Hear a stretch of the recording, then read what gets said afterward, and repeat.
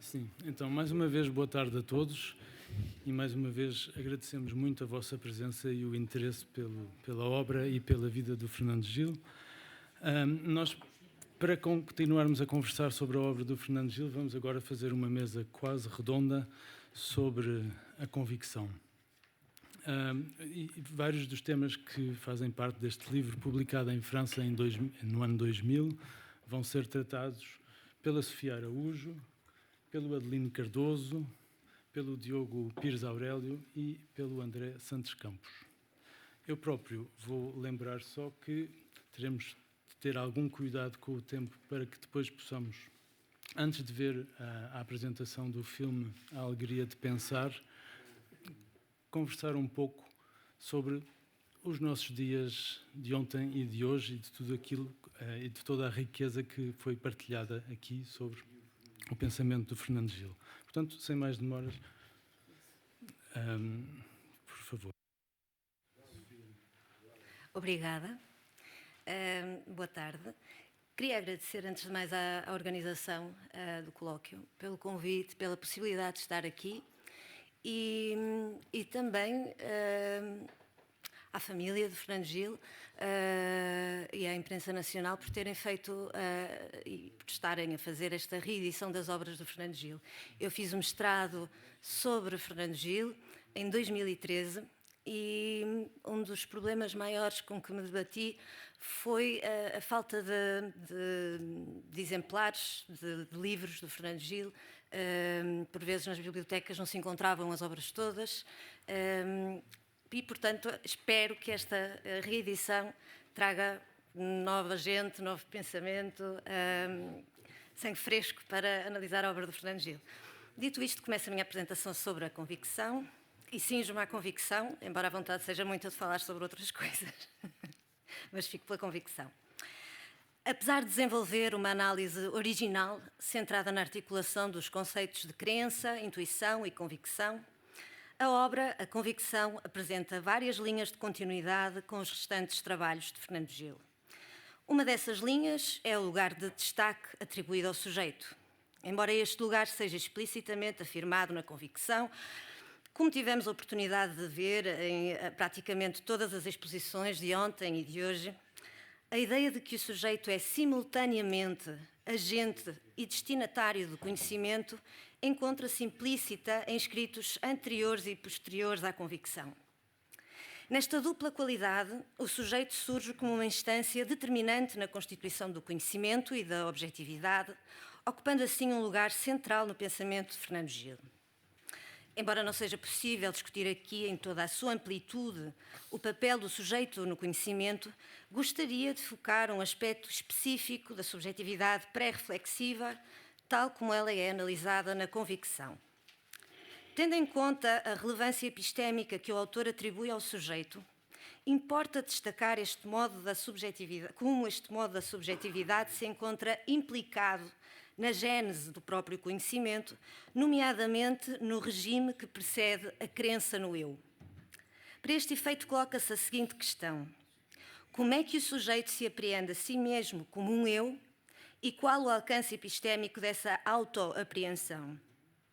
Neste enquadramento, o extrato pré-reflexivo da subjetividade desempenha um papel decisivo na constituição da crença no eu, operando através do que Fernando Gil designa como sentimento de si. É a partir do sentimento de si que se torna possível a emergência da crença na identidade pessoal, crença esta da qual depende, em última instância, a inteligibilidade da própria atividade cognitiva. Importa, portanto, compreender qual a função do sentimento de si na gênese da crença no eu, assim como seu estatuto epistémico. Na convicção, Fernando Gil reconduz a crença no eu à primordialidade da consciência não reflexiva de si. De acordo com o autor, perceber-me na qualidade de sujeito significa estar consciente de mim. Fim de citação. Na sua dimensão pré-reflexiva, esta consciência de si é não tética e não proposicional, sendo por isso mesmo antepredicativa. O sujeito apercebe-se simplesmente de um si distinto do mundo, numa oposição entre interioridade e exterioridade que delimita a esfera subjetiva. De acordo com esta acessão primária, a consciência de si não supõe qualquer representação formal de um eu, nem deriva de um conteúdo conceptual determinado. Enquanto tal, ela é descrita como pura forma sem conteúdo, encontrando-se circunscrita à presença imediata de si a si mesmo. Apesar de a distinguir da experiência, Fernando Gil não deixa de reconhecer o seu imbricamento com a experiência subjetiva. Como o autor observa, é a experiência subjetiva que fornece uma matéria para a consciência de si e para a interioridade. Fim de citação. É justamente neste plano pré-reflexivo e anterior à crença que emerge a unidade vivida do eu, consubstanciada no sentimento de si. Ora, tal como a consciência de si, considerada isoladamente, constitui uma forma sem conteúdo, a simples experiência, destituída do si da consciência, constitui apenas uma série de conteúdos desprovidos de uma forma, isto é, uma sucessão de dados sem qualquer tipo de organização. Cabe, no entanto, sublinhar que a separação destas duas noções só é possível do ponto de vista conceptual. No seu modo originário da doação, consciência de si e a experiência subjetiva andam a par. A experiência subjetiva é sempre e já investida do sentimento de um si, através do qual as percepções, sensações ou volições se apresentam imediatamente ao sujeito como suas. Enquanto tal, o sentimento de si parece constituir o extrato mais elementar da subjetividade. Anterior a qualquer tematização reflexiva do eu, ele exprime uma forma originária de adesão a si e de apropriação da experiência. A unidade vivida do eu, ainda que não reflexiva, instaura uma primeira ordenação da experiência sob a forma de um sentimento de pertença. Voltando às palavras de Fernando Gil, o sujeito começa por ser um proto-sujeito definido exclusivamente pelo ter. Fim de citação. Contudo, o sentimento de si não é suficiente para fundar a crença na identidade pessoal. Na sua forma mais arcaica, o sentimento de si pertence à ordem do instante. Sendo destituído de temporalidade, o sentimento de si restringe-se à atualidade da sua apreensão. É justamente este o motivo que impede uma passagem direta entre o sentimento de si e a identidade pessoal.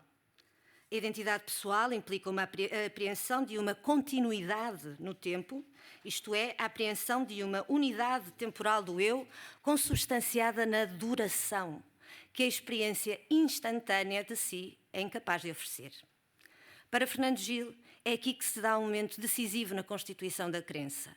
Dado que o sentimento de si se dá no instante, e tendo em conta que uma sucessão de instantes não contém em si mesma a continuidade da duração, a passagem do sentimento de si à crença na permanência do eu resulta de uma inferência operada pela imaginação e pelo desejo. À imaginação cabe unificar a experiência de si, projetando continuidades entre experiências que, tomadas isoladamente, são pontuais.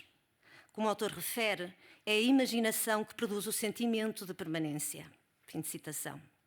Por seu turno, o desejo ou a pulsão originária que impele o sujeito a perseverar no seu ser reforça a tendência para apreender a própria existência sob a forma de uma continuidade. Fernando Gil observa igualmente. A posição de uma continuidade, como uma biografia, é um imperativo da vida. Fim de citação. Note-se, porém, que entre a sucessão e a continuidade dá-se um salto que remete para o registro da alucinação. Apesar de não possuir um acesso imediato à duração, o sujeito acrescenta à experiência de si. A crença no eu encontra-se enraizada precisamente neste salto, impelido pela necessidade de perdurar ou, se preferir, de sobreviver. O sujeito não pode deixar de crer na sua permanência ao longo do tempo, mesmo que esta não constitua um dado imediato da consciência ou da experiência de si. De resto, é justamente à crença primordial no eu que Fernando Gil atribui o estatuto de fundamento tanto do conhecimento como da inteligibilidade. Com efeito, a atribuição do estatuto de fundamento à crença remete para a questão colocada no início desta breve exposição.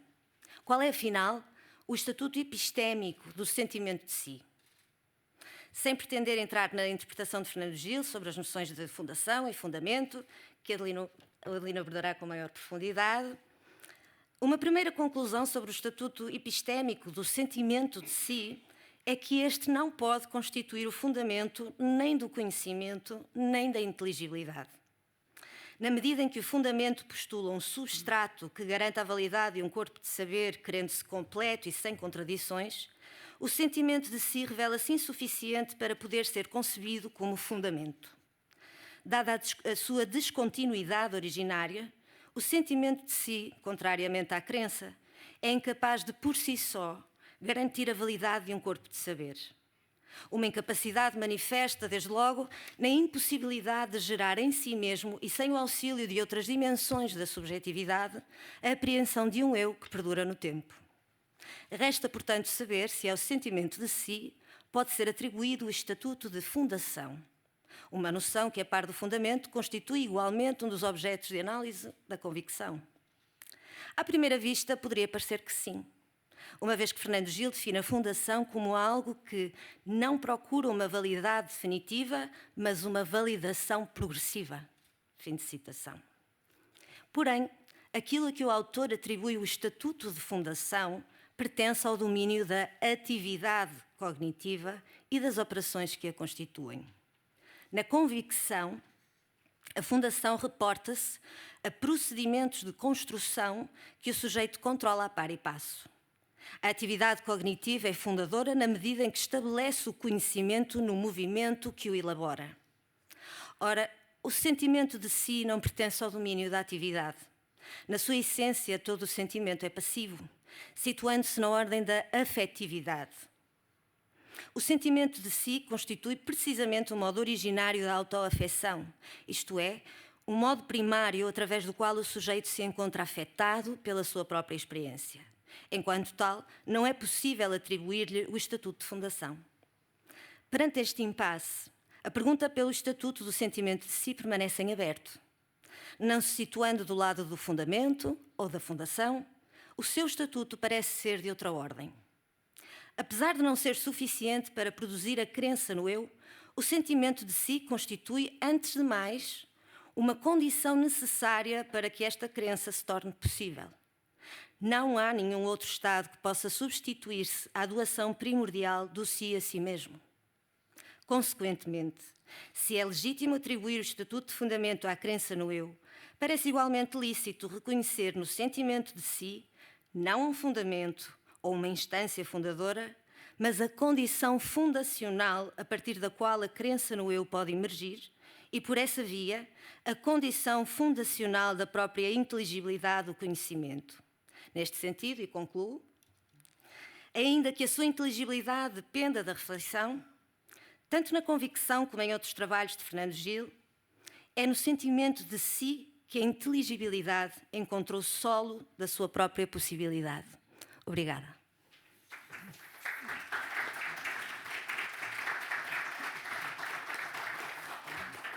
Muito obrigado, Sofia. Adelino, eu sei que tem também uma reflexão a fazer que está muito próxima da Sofia acerca de um tema afim. Eu felicito a organização deste... felicito a organização deste colóquio por ter tomado, de facto, a iniciativa de nos juntar, uma vez mais, à volta de Fernando Gil, da sua obra, do seu pensamento, e queria evocar uma ideia, um modo giliano de pensar a inteligibilidade, de pensar as questões que nos trazem aqui, que a Danielle Cohn nos trouxe ontem, que é justamente a articulação entre inteligibilidade e continuidade. De algum modo ela vai estar presente. Do ponto de vista temático, de algum modo, continuando, não diria o tema, mas a questão aberta pela Sofia, do Estatuto e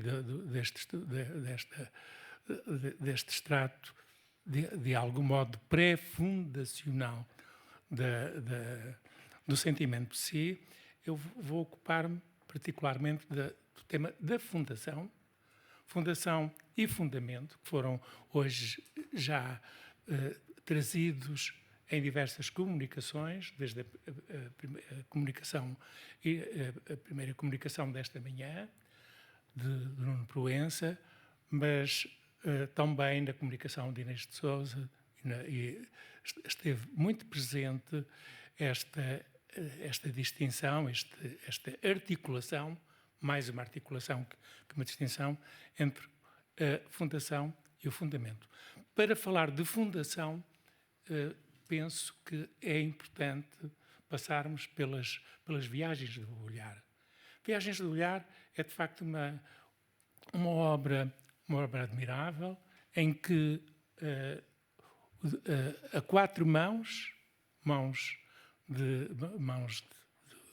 Hélder Macedo, portanto, de alguém que trabalha a literatura e que portanto, que pensa a literatura, que escreve, mas também que é escritor, e, por um lado. Por outro lado, Fernando Gil, como filósofo, é uma obra efetivamente admirável, cujo primeiro capítulo é um capítulo de Fernando Gil, o Efeito Lusíadas. Efeito Lusíadas, que deu, aliás, um pequenino livro, também, publicado logo na sequência das viagens do olhar, e aí surge-nos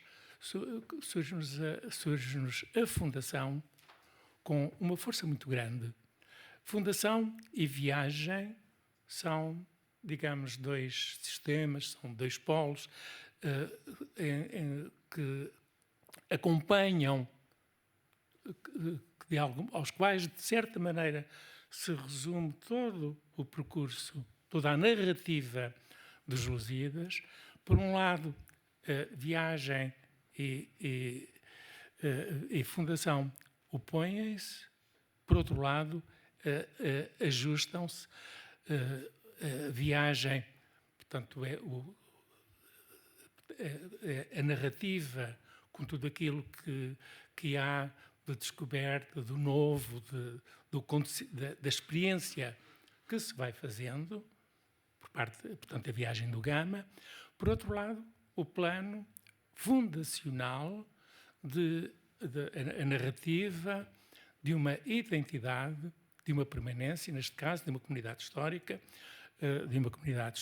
de um povo que, simultaneamente, portanto, esta entidade que designamos como Portugal, que simultaneamente é retrospectivamente narrada, mas é narrada sob uma forma de presentificação, chama Fernando Gil a atenção para isso, e que, portanto, a própria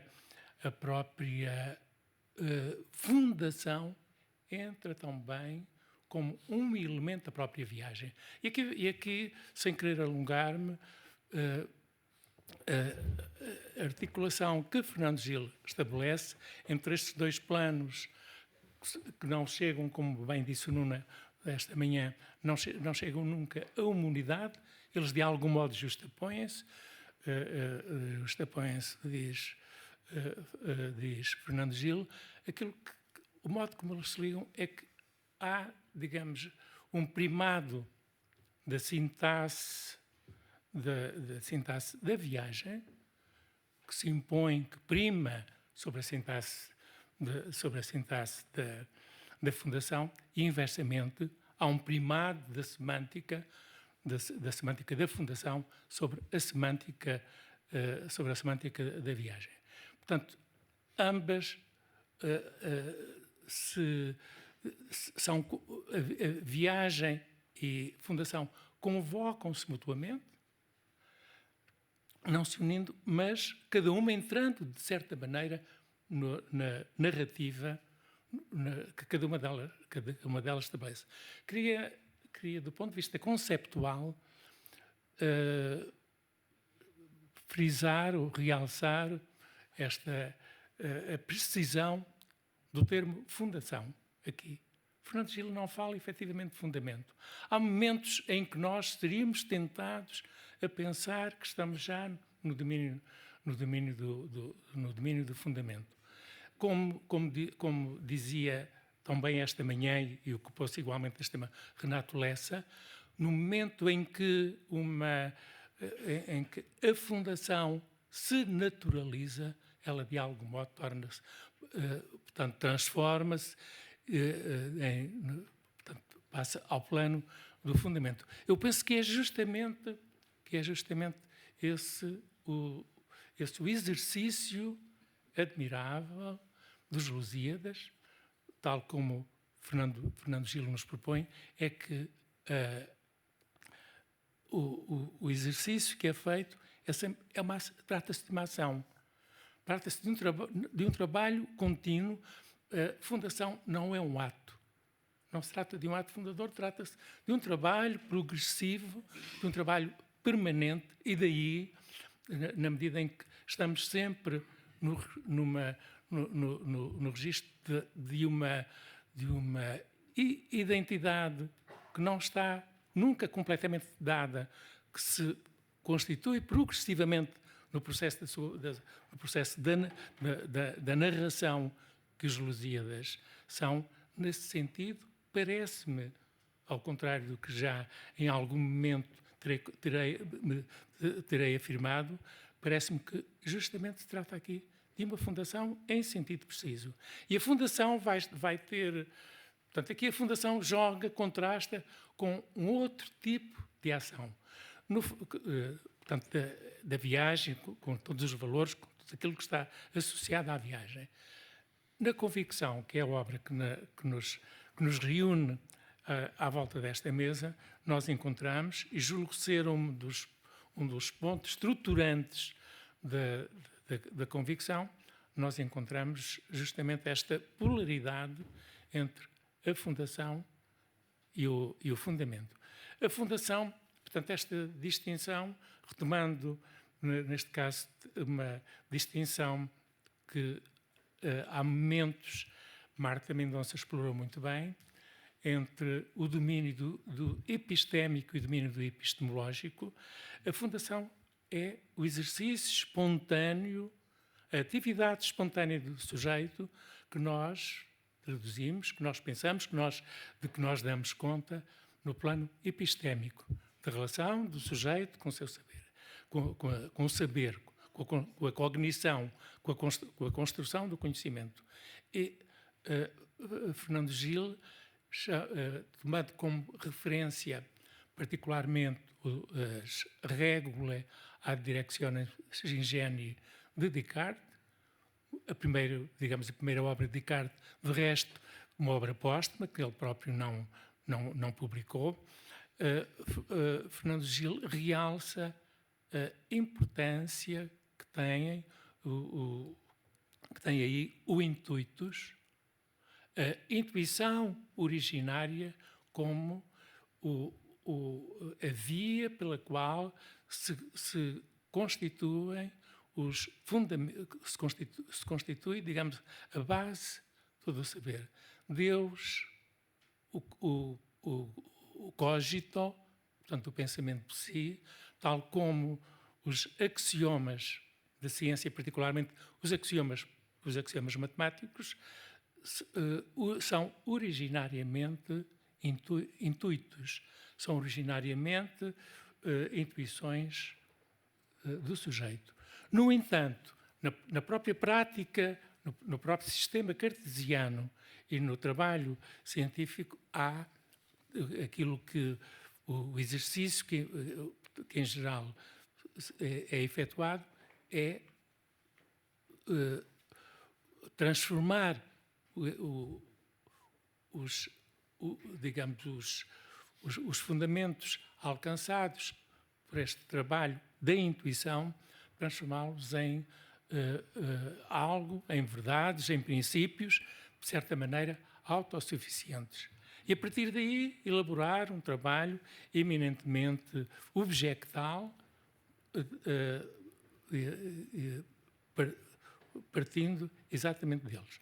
Ora, aquilo que me parece ser a proposta de Fernando Gil é que no trabalho científico e no trabalho filosófico, porque aqui estamos também na distinção, um quadro, digamos, mais geral é o também da articulação entre metafísica, no sentido geral da palavra, no sentido que a Marta Mendonça lhe deu há bocadinho, de algum modo identificando com a filosofia, a articulação entre a filosofia e a ciência, portanto, a filosofia do lado da fundação, neste caso do Intuitus, e, por outro lado, a ciência trabalhando fundamentalmente a partir dos fundamentos e operando dedutivamente, pensando num quadro cartesiano, trabalhando dedutivamente a partir deles. Ora, se eu entendo bem a proposta de Fernando Gil, devo dizer, e não é, digamos, propriamente uma à parte, é algo que tem a ver com a minha relação com o trabalho do Fernando Gil e com esta obra, que de resto tive na altura o gosto de traduzir, a convicção. Fernando Gil acompanha-me 20 anos após a sua morte, ele continua a acompanhar-me justamente no seu modo de atenção e no seu modo próprio de estimular a inteligência, de estimular o trabalho dos outros. Fernando Gil, além digamos, do trabalho que ele próprio desenvolvia, foi sempre muito inspirador na relação comigo e connosco, com muitos de nós, e muito inspirador também naquilo que diz nas suas obras e, neste caso, na convicção. Ora, justamente aquilo que me parece é que a articulação entre fundação e fundamento tem um alcance maior do que digamos, um âmbito restrito de uma compreensão conceptual. O seu quadro de inteligibilidade é mais vasto e aqui limito-me a apontar o que gostaria ainda de fazer. Como diz Fernando Gil, há o exercício, particularmente o exercício da ciência, caracteriza-se por uma sobreposição do epistemológico ao epistémico. No entanto, o trabalho espontâneo do sujeito e o plano epistémico permanecem sempre no exercício filosófico. E é indicar que nós podemos justamente constatar esta presença da atividade espontânea do sujeito no exercício da cogitação. O poríamos neste quadro a cogitação e o cogito como fundamento evidente cujo brilho de algum modo ofusca a própria cogitação, e a cogitação, o trabalho que conduzi. Isto digamos, está presente na filosofia cartesiana e de um modo muito particular no Tratado das Paixões, onde, e seria o elo de ligação também com a Sofia, onde justamente Descartes afirma que os sentimentos contêm uma evidência própria. O sentimento não pode, parágrafo 27 das Paixões da Alma, um sentimento não pode enganar-nos naturalmente. Quer dizer que há aqui um outro plano de evidência, além da evidência racional, há todo um exercício da cogitação que é extremamente importante e que se desenrola, que é um outro plano diferente do trabalho feito a partir dos próprios fundamentos e da segurança que os fundamentos dão. Obrigado.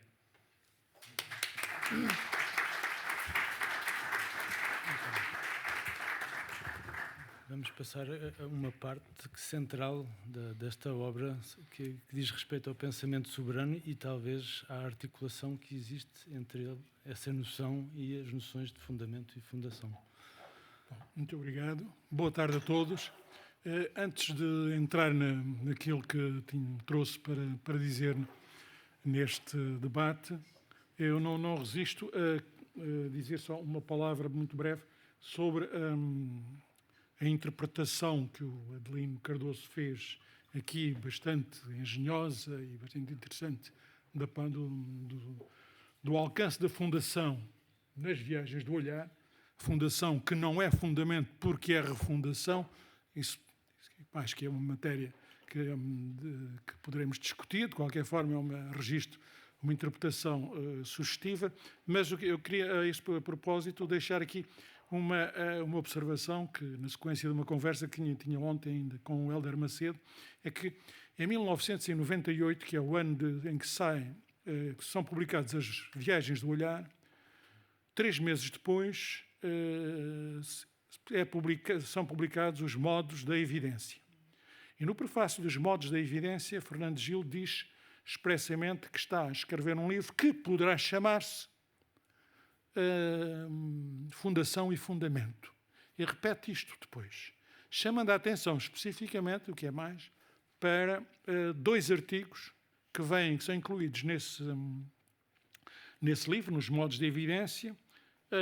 Um deles é a evidência e demarcação, outra a soberania como alucinação de fundamento, onde a bipolaridade fundação-fundamento aparece nos exatos termos em que nos vai reaparecer 2 anos depois, no ano 2000, na Convicção.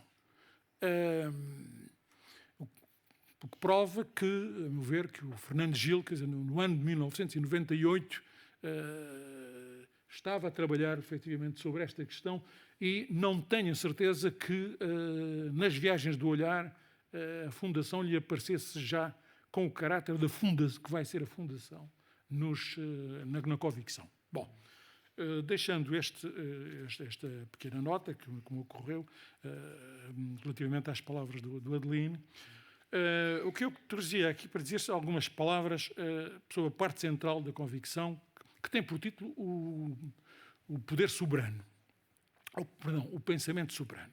Isto é um lapsus língua bastante significativo. Sobretudo porque eu ia dizer a seguir já que uma tal designação sugere de imediato o político, embora o soberano surja apenas como adjetivo, a qualificar uma determinada modalidade do pensar. E a razão de ser desse caráter, por assim dizer, paradigmático, que o político assume na obra, é, a meu ver, o facto de ele ser o domínio onde mais facilmente se detecta um outro conceito essencial no pensamento dito soberano, que é o conceito de vontade, nas suas várias declinações, pulsão originária, desejo, intenção, decisão, ação, submissão. O que nos remete para um autor que, no livro A Convicção, é avassalador, que é Fichte, mais do que em qualquer outras obras, e que está presente nesta, digamos, importância da vontade.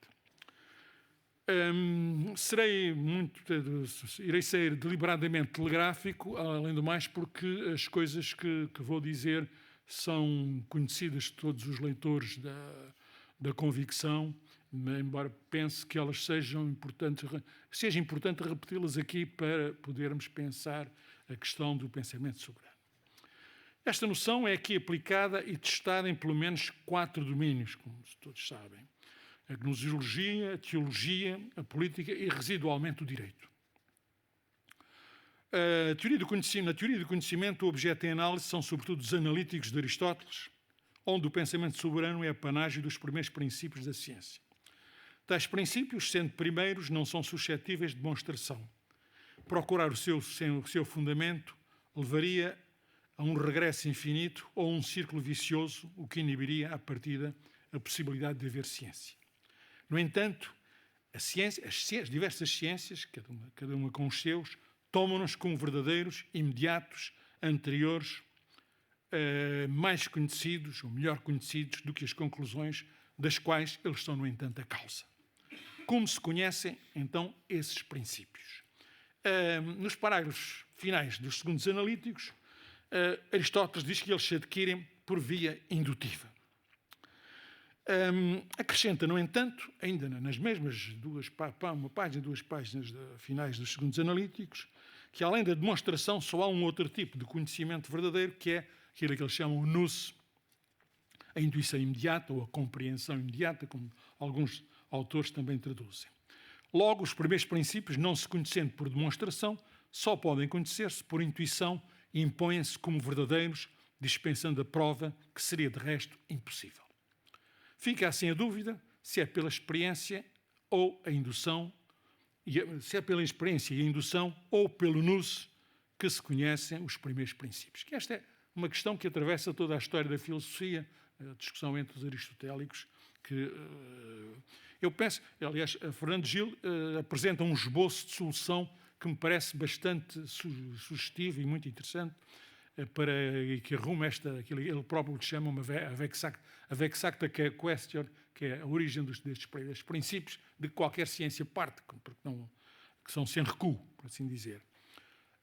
E a solução do Fernando Gil, ele vai buscá-lo a um outro livro, não aos analíticos, mas ao De Anima, onde nos aparece com uma dupla significação. Por um lado, ele é uma instância subjetiva, a faculdade da síntese, uma potência que unifica as premissas que sustentam a demonstração, à qual confere o seu caráter necessário. Por outro lado, esse mesmo nous assume também um caráter metafísico, apresentando-se como a própria unidade, uno absoluto e simples, com o relato da unidade dos princípios. No primeiro caso, estamos perante uma modalidade da fundação. No segundo, uma modalidade do fundamento. Eu passo imediatamente ao domínio da teologia, onde assistimos a uma operação semelhante de recalcamento da fundação, como fazem os fundamentos da ciência, recalcam exatamente as operações que estão na origem da sua autodesignação como fundamentos. Portanto, isso que são sem causa, sem uma explicação. E na teologia, o Fernando Gil vai analisar 2 livros de Santo Anselmo, o Proslogion e o Monologion, onde explora primeiramente aquilo que é, digamos, aquilo que eles chamam um operador maior do que faz parte, que é o nervo da prova de Santo Anselmo da existência de Deus, e que é traduzido na impossibilidade de pensar algo maior do que Deus. E esta impossibilidade de pensar algo maior do que Deus precipita o raciocínio da esfera puramente intelectual na esfera da existência. O absoluto, por definição, não pode não ter todos os atributos, logo tem de existir. Conclusão de Santo Anselmo. O problema é que a existência é de uma ordem completamente diferente das categorias lógicas. A prova anselmiana só pode concluir que o conceito de Deus envolve a ideia da existência, mas a existência mesma não se deduz por um raciocínio. Além disso, como reconhece o próprio Santo Anselmo, dado o nosso raciocínio ser limitado, é sempre possível pensar que existe ainda qualquer coisa maior do que aquela para lá da qual não podemos pensar nada de maior. Nesse caso, porém, o Deus passaria a ser o impensável ou incompreensível. Isso Deus, porque na medida em que estava para lá daquilo que é maior do maior que nós podemos pensar. Mas, porém, se Deus é impensável, se está fora da nossa compreensão, então a prova anula-se a si mesma e a fé em Deus reconduz-se ao domínio da crença. O crente deseja alcançar Deus e esse desejo projeta-o no infinito, antecipando a luz e a felicidade que só em Deus existem plenamente. E Fernando Gil, que tem de resto páginas admiráveis sobre a questão da luz, o luzeiro e o reluzente, que já aqui numa comunicação anterior, creio que foi a Olga Pombo, salvo erro, mas não me lembro, alguém fez referência a isto, mas enfim, são das páginas mais interessantes e mais densas e ao mesmo tempo mais poéticas do livro, mas que eu não tenho aqui tempo para desenvolver. No domínio político, reaparece o mesmo sintagma, maior do que. É soberana a entidade que possui um poder maior do que qualquer outro e que, por isso mesmo, não conhece resistência, conforme a teorização inaugural de Jean Bodin. Mas há uma diferença. Em Santo Anselmo, o absoluto singular, a ideia de Deus, alucina-se na existência. Sendo maior que tudo e todos, Deus é, por definição, só um e tem de existir. Raciocínio de Santo Anselmo. Jean Bodin, por seu turno, dá a existência do soberano por adquirida, pelo que vai-se focar na unicidade do soberano, que só pode haver um. O ilimitado, aquele maior do que o qual não pode pensar-se outro, alucina-se na singularidade. A vontade soberana é una, ilimitada e em ato. Como dirá depois o padre Sieyès, no século XVIII, a sua vontade soberana não pode não querer. Portanto, o soberano não é de uma vez por todas, é permanentemente em ato. A definição de Bodin repete-se depois nas teorias contratualistas. Pelo contrato, como veem, estou a ser fiel àquilo que eu prometi de início, que era ser telegráfico. Pelo contrato, o soberano subsume as vontades e transforma os contratantes em súbditos, no caso de Hobbes, ou em cidadão, no caso de Rousseau. E em Hobbes, embora Fernando Gil não desenvolve este aspecto, mas a incorporação alucinatória das vontades individuais na vontade de um só expressa-se mesmo figurativamente na gravura da capa da primeira edição do Leviatã, onde se vê uma cidade deserta, suplantada pela imagem de um corpo gigantesco, cujo interior é inteiramente preenchido por uma miríade de indivíduos, pela população. Todas as vontades foram transferidas ou engolidas pelo Leviatã e, por isso, no topo da gravura, pode ler-se a conhecida frase do livro de Jó: não há poder que se lhe compare sobre a terra, o que, mutatis mutandis, não é outra coisa senão o operador maior do que o quê? Igual. O conceito de soberania instaura em simultâneo o poder e a submissão. O soberano está acima das leis, é solutus legibus, e é o paradoxalmente ainda antes de o ser. Aqueles que vão ser os seus súbditos transferem para ele, previamente, todos os seus direitos. E é através dessa transferência que o pressupõe já como seu destinatário, portanto, como existente, que ele se constitui. Ele é, portanto, objeto de crença ainda antes de ser objeto de obediência. Mas como pode a vontade individual metamorfosear-se, no seu contrário, a total impotência, que é o do súbdito no contexto hobbesiano? E como se constitui a vontade geral, no contexto de Rousseau, a partir das vontades empíricas? Rousseau não explica e dá-as por constituída no momento em que o ato da associação produz aquilo que ele chama um corpo moral e coletivo. Sem mais. Não encontramos mais uma explicação mais pormenorizada em Rousseau. E é por isso que, passando já ao campo jurídico, tanto Herbert Hart como Kelsen, contrariamente a Schmitt, afastam da política e da ciência jurídica uma entidade como a soberania, insuscetível de sustentar logicamente. Kelsen pretende que o direito estatal, o direito positivo, enquanto operador da justiça, é, por definição, um direito impessoal, portanto, despido de vontade, assente numa Constituição. No entanto, essa mesma Constituição remete para um primeiro princípio, a que ele chama Grundnorm. E, portanto, de alguma forma, o recalcamento vem ao de cima, e pelo menos a interpretação de Fernando Gil é essa, o recalcamento dá-se, não é total, o fundamento deixa ver, digamos, a fundação no exemplo de Kelsen é claríssimo. Porém, a soberania não pode pensar-se como um princípio inativo, alheio à vontade. Pelo contrário, ela supõe necessariamente a continuidade da vontade na duração, como já disse atrás. E é este o argumento de Schmitt que Fernando Gil até aqui subscreve. No entanto, Schmitt alucina a soberania na vontade, estou a citar Fernando Gil, Schmitt alucina a vontade, alucina a soberania na vontade do sujeito, quando, na verdade, é a vontade que se alucina na soberania em Bodin. Em Bodin é a vontade que se alucina na soberania. Schmitt faz esse inverso, alucina a soberania na vontade do sujeito, com as consequências que todos nós conhecemos. Ora, é precisamente contra este excesso para o qual a soberania tende que Fernando Gil vai convocar também um testemunho de Leibniz, que curiosamente são as últimas, é a última página do capítulo expressamente sobre a soberania, mas que normalmente não é muito abordado, mas que é altamente interessante aquilo que o Fernando Gil diz em encerrar. Fernando Gil, depois desta passagem por 3 exemplos do fundamento com uma alucinação, vai à desmontagem dessa alucinação que nos aparece no príncipe, que ele chama o príncipe dos filósofos, que é em Leibniz. E Leibniz diz que não existe direito sem equidade e que a função da soberania consiste em regular o direito segregado pelas comunidades naturais da família à Igreja.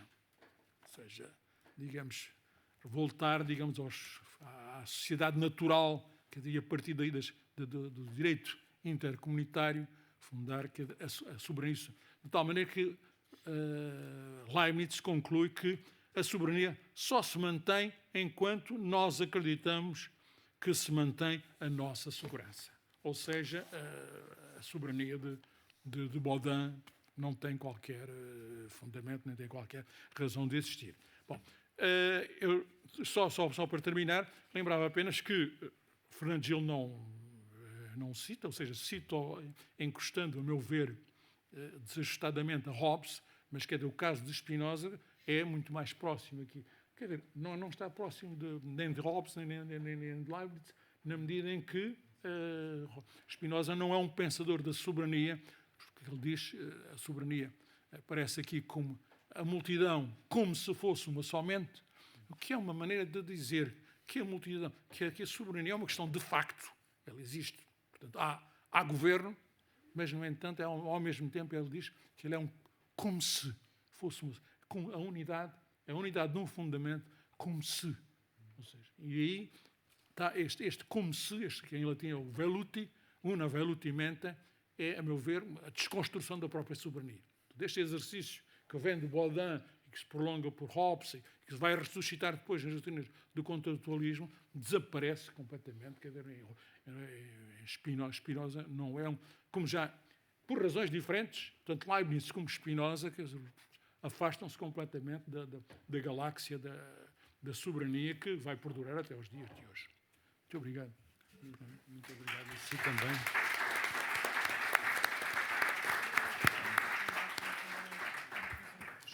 André, há uma noção que é da verdade, que articula muitas das noções que da vontade, desculpa, que articula muitas das noções que foram tratadas até agora e sobre a qual o André Santos Campos gostaria de nos falar. Obrigado, Nuno. Mas antes de chegar aí, o que eu pretendo fazer, já até porque temos pouco tempo e eu quero ser bastante breve, é que para chegar aí gostava de apresentar um relato da minha leitura da convicção. Eu chego à convicção relativamente tarde, sobretudo comparando com a maior parte das pessoas aqui presentes, porque, como disse esta manhã, eu, em rigor, nunca fui discípulo de Fernando Gil, sou discípulo dos discípulos de Fernando Gil, e, portanto, não só começo a lê-lo tarde, como, aliás, só relembrando esta questão do sendo discípulo dos discípulos, relembrando essa designação de Fernando Gil como um grande sedutor, não é? Como lembrou o José Gil ontem da entrevista da Maria João Seixas, eu diria, aliás, que ele, além disso, ele tinha muito jeito para escolher quem seduzir. E, portanto, não sei se isso se terá sido um misto de arte e de sorte, mas, de facto, se era grande sedutor, também era relativamente bom a escolher quem seduzia. Dito isto, eu chego à convicção, eu chego a Fernando Gil através da convicção. E, portanto, é o primeiro livro que eu leio de Fernando Gil pouco depois da saída. Leio porque, na altura, eu, jovem doutorando em filosofia política, queria saber o que era isso de pensamento soberano de que se falava por aí e tinha de ler a convicção. Qualquer pessoa que conheça bem o pensamento de Fernando Gil sabe que é uma experiência estranha começar pela convicção e ir pela convicção antes de chegar ao Tratado da Evidência. Depois, quando li aquele extraordinário livrinho do Paulo Tunhas, fiquei muito mais descansado, porque afinal ele também descrevia o itinerário, mais ou menos o itinerário das minhas leituras.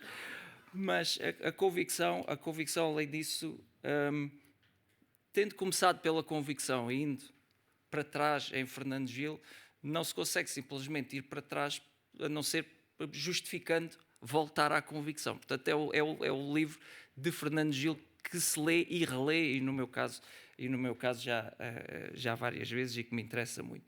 E interessa-me também porque eu acho que na primeira leitura não percebi,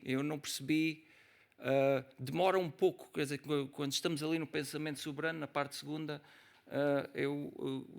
jovem estudante e leitor, a entrar em Fernando Gil pela primeira vez, há páginas tantas, estava a ler sobre soberania, mas o título era convicção, e só chegando ao fim é que se percebe genuinamente que a convicção é um texto progressivo, que se vai construindo. Portanto, a convicção não supera definitivamente a crença, é uma crença forte. Fernando Gil não nos avisa logo no início, como faz Descartes no prefácio dos Princípios de Filosofia, que nos diz: tenham paciência, não desistam, suspendam o juízo, leiam até ao fim e depois logo façam o vosso julgamento. Fernando Gil não faz isso. Mas chegando ao fim, claramente é um daqueles livros que não se pode ler uma vez, tem de se voltar outra vez ao início para recuperar o que nos diz Fernando Gil a propósito da convicção. Mas, de facto, além disto, isso não invalida que, quando estamos na parte primeira ou na parte segunda, de facto pareça que os temas daquelas partes não são a convicção. Aliás, de tal forma assim é que os títulos das partes, o título da parte terceira é a convicção. Portanto, seria que a parte primeira, a parte segunda não seria a convicção. E na segunda, terceira leitura, na minha procura, talvez no texto, de tentar encontrar esse ponto que cosia as três partes, finalmente consegui identificar o conceito de vontade, e é aí que eu queria chegar. O conceito de vontade enquanto esse conceito, com as suas várias derivações. Eu diria vontade num âmbito muito geral, que inclui o desejo, a pulsão, etc. Tudo isso, num certo sentido, pode ser subsumido numa conceptualização muito ampla da vontade, mas é isso que permite acompanhar o itinerário entre a crença e a convicção, entre o fundamento e a fundação. E encontro a vontade nas três partes. Na primeira parte, a vontade como condição de inteligibilidade, sobretudo, e em dois registros, eu diria. O primeiro na noção de adesão, assim ao mundo, inerente ao próprio estatuto de subjetividade. A adesão é um conceito-chave em Fernando Gil, também usa muito assentimento. É um conceito que, ainda ao almoço falava com isso com o Sebastião, é um daqueles conceitos que, para quem tem uma formação em direito, como é o meu caso e do Sebastião, acende logo as luzinhas e faz lembrar um aspecto dos textos de Fernando Gil, provavelmente falta ainda explorar mais, que é essa influência escondida da experiência jurídica, e vem em termos como assentimento, como adesão, como prova, o enfrentar dos positivistas que ele faz depois lá mais para a frente, que é algo que interessa muito a quem teve uma formação jurídica e que faz-nos lamentar que Fernando Gil não seja mais lido pelos juristas que devia e faz muita falta. A adesão é precisamente isso. A adesão faz lembrar o papel da vontade no direito privado. O Sebastião poderia explicar isto melhor do que eu. Esse movimento, esse ímpeto que parte do eu para chegar a um acordo. E, portanto, o acordo, aquilo que dá origem a algo de novo, algo que é normativo, é imputável regressivamente até a um sujeito que quer aquilo. E é isso que faz o âmbito voluntário do contrato, e é aí que se adere num âmbito comum e normativo. E esse é o primeiro registro. O segundo registro é o da noção fichtiana de pulsão, como é óbvio. A pulsão é como que uma vontade em esteroides, diz-se, que nessa experiência, ou nessa experiência de inquirir sobre a experiência de um eu que acha que conhece, esse compromisso do eu através da atividade que é levado pela pulsão tem esse elemento de vontade que eu gosto de interpretar como uma espécie de subjetividade enriquecida, o ímpeto pelo qual o inteligível se dá, mas isso depois fica para outro âmbito. Na segunda parte, a vontade, como é óbvio, vontade, como o Diogo já disse antes, a vontade é aquele mecanismo que permite a Fernando Gil ir buscar o pensamento soberano. Isso é particularmente interessante porque eu já disse isto nas provas da Inês na segunda-feira e repito, eu não acho que haja um conceito de soberania em Fernando Gil. O que há um conceito de pensamento soberano. O conceito de soberania é ambíguo em dois registros. Não é? É ambíguo nesse registro do infinito colapsar no finito, não é? O rien de plus grand, alguém que é um finito que é rien de plus grand, isto é paradoxal, não é? Entre finitos há sempre quelqu'un de plus grand, e um segundo âmbito de ambiguidade em que a própria formulação da ilimitação envolve algum modo de limitação. É isso que nós vemos até em Baudin, onde não está lá presente ainda a lei natural. Vemos, no certo jeito, em Hobbes, onde está lá a fisicalidade dos corpos. Portanto, o soberano não pode mandar os seus súbditos voar, por exemplo. Encontramos em Leibniz, encontramos em Locke, mas não encontramos em Fernando Gil. Porque a Fernando Gil só interessa a primeira grande dimensão, a primeira grande ambiguidade da soberania. E a razão porque isso lhe interessa sobretudo é porque essa é a dimensão que faz apelar a vontade como o elemento-chave da noção de soberania. Aliás, inclusive é num autor como é isso que faz, desde logo, esse apego ao enquadramento schmittiano, não é? Porque Schmitt faz depender a soberania da vontade, mas mesmo em Kelsen, onde supostamente a justificação do ordenamento jurídico se dá sem vontade, o próprio Fernando Gil põe lá uma vontade na formulação da Grundnorm, quando lembra que a primeira Constituição histórica depende sempre de um primeiro legislador, e esse primeiro legislador é alguém com vontade. Portanto, a vontade surge aí como meio de recuperar uma noção de soberania, não uma noção de soberania política, mas essa dimensão primeira da ambiguidade da soberania que tem uma dimensão sobretudo epistémica. E é a partir daí, portanto é a vontade surge para recuperar a primeira dimensão de soberania que ajuda a explicar o surgimento do fundamento, e é com o fundamento que depois podemos perceber como é que ele funciona no argumento ontológico de Santo Anselmo e como é que funciona nos primeiros princípios de Aristóteles. E talvez por isso é que a cronologia da parte segunda é ao contrário. Não é? Começamos com Baudin, vamos com Santo Anselmo e terminamos em Aristóteles.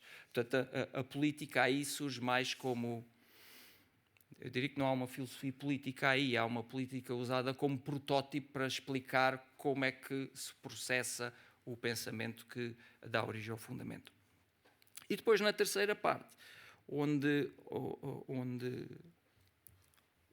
se justifica o próprio itinerário do livro, a convicção, a força da convicção, a vontade surge aí um pouco como, eu diria, nessa necessidade de continuidade do sujeito. Ou seja, o sujeito que pode dizer de si que está convencido de alguma coisa, carece por detrás desse procedimento, dessa energia pela qual ele se convence e se dá por convencido, dessa crença, que é uma crença forte, de que ele permanece além dessa crença. Ou seja, essa continuidade, esse elemento de temporalidade, não é uma temporalidade que é ali colocada acima da subjetividade, não num transcendentalismo puro, é colocado precisamente numa necessidade, numa atividade da vontade. E diria eu que a própria fundação e a convicção que se lhe associa, portanto, esse estar convencido, requer uma vontade de si que se projeta para a continuidade, para um ser-se além. E essa projeção para o além constitui essa crença no eu, que é afinal uma energia da vontade. E é neste contexto da vontade como o tema que cose as três partes, pelo menos como eu leio a convicção, que a convicção parece ser um texto que eu diria que nós requeremos. Não é? O Fernando Gil, nos assentos, numa das entrevistas, diz que são os problemas que nos requerem. E na convicção, se virmos bem, sobretudo na filosofia política, os desafios que se impõem à teorização da vontade em vários domínios, e sobretudo no âmbito da teoria da democracia, vemos como, afinal, se calhar, temos mesmo de retornar à convicção para enfrentar novos desafios teórico-filosóficos que se impõem. Eu diria que, neste caso, aquilo que eu requero é uma nova leitura da convicção. E, portanto, obrigado.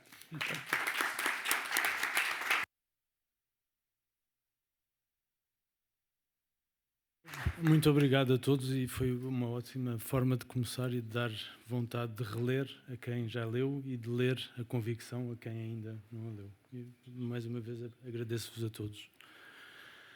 E vamos passar quase à alegria de pensar, mas antes creio que Maria Filomena Mulder tem algumas palavras para dizer acerca destes 2 dias.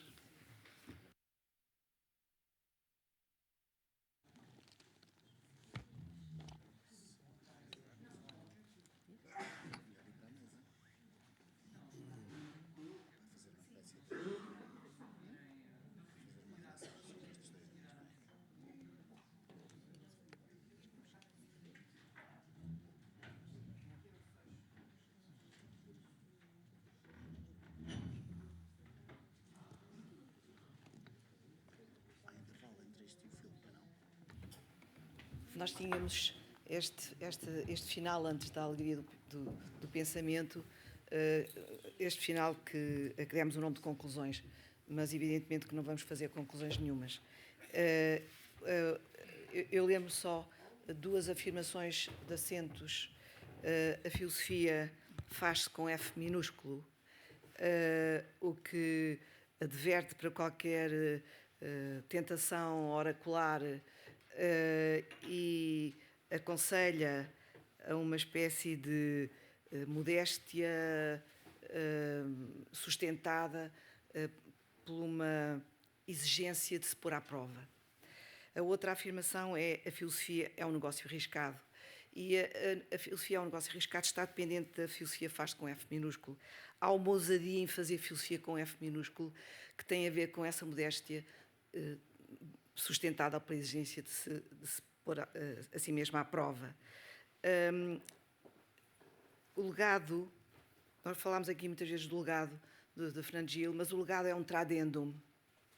Não está fixado o legado, não está estabelecido. Nós não temos o legado nas nossas mãos, não é uma propriedade. É um tradendum, é um ato de transmissão. E o ato de transmissão nunca está acabado.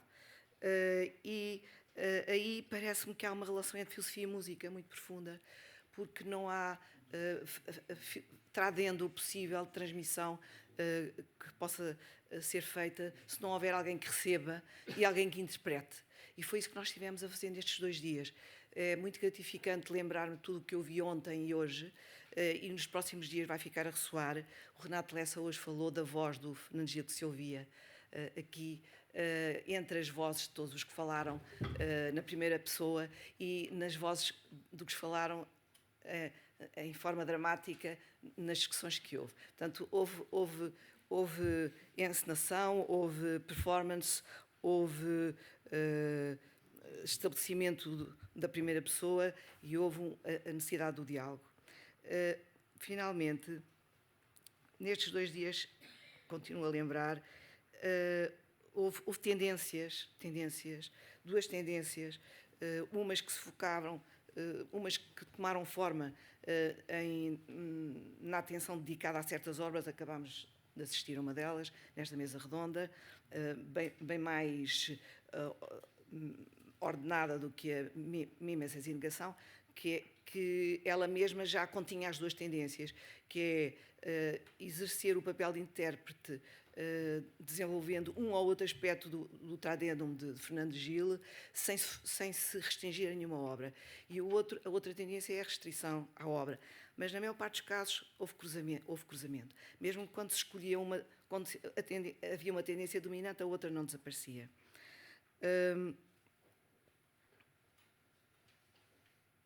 Finalmente, para acabar, Fernando Gil é um nome. E, tal como o João Petitau é um acaso, mas como o João Petitau começou, eu vou lembrar a parte final do texto que ele escreveu e que foi publicado em Paisagens dos Confins, escreveu para ler nas conferências que fizemos em honra dele, em 2007, e o livro foi publicado em 2009 nas edições Vendaval. Ele diz assim: o primeiro livro de Fernando Gil era um livro sobre a lógica do nome, porque ele não conhecia a aproximação antropológica, claro, la logique du nom. Na medida em que somos o que fazemos, e porque o nosso nome é o nome dos nossos atos, o nome de Fernando faz parte da nossa memória, não apenas da nossa memória, mas também de um futuro que continuará para além de nós. E depois ele conclui: aí se chama-se história, uma história sem fim. Obrigada.